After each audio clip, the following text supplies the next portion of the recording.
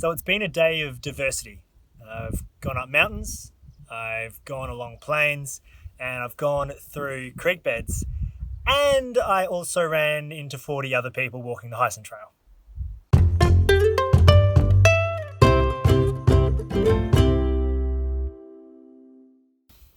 So this morning was freezing. It was so cold. It's probably the coldest I've been since I've started traveling, which was about 18 months ago. And yeah, so I couldn't move my hands. It was that cold. But there was one very bright source of inspiration that got me going in the morning. When I looked out of the tent, the sun had just come up over the ridge on the other side, and the mountains were beaming red. This got me up and going. So from there, I packed up all my stuff, which I must admit still takes some practice. I certainly don't have it down to a fine art, and straight away climbed up the next hill, which was on the path. And it was the biggest hill mountain, I think, that I'd climbed so far. So that was a bit of an interesting morning.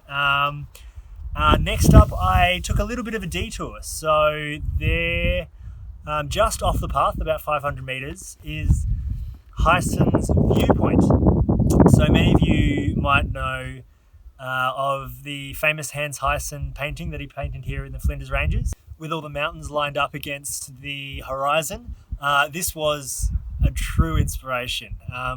To be able to see something, to be able to see a perspective that he painted, and to have the trail named after him, kind of ran things home a little bit today. So from there, I continued walking and pretty much saw every landscape under the arid sun.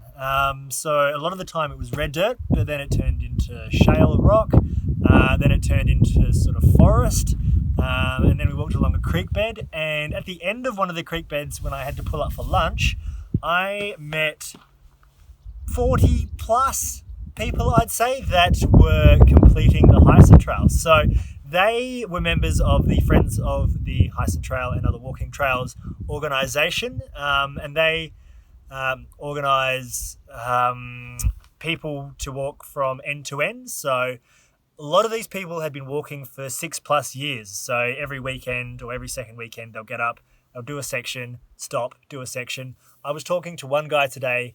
He had taken 10 years to finish.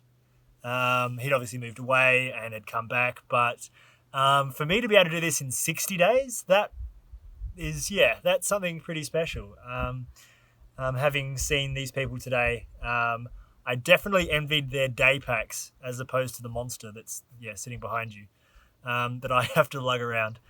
So that was pretty much it. It's been a tough day. So I'm here at Yanyanna Hut, and I am starting to get a little chilly. Obviously, I'm not even wearing a beanie or a jumper, so I'm going to slip them out pretty quickly. Tomorrow I should be in Wilpena Pound. Hopefully I get a bit better reception because there is bugger all out here, and I can reply to a few of the emails that I'm sure are flicking through. Thanks again. Talk to you later.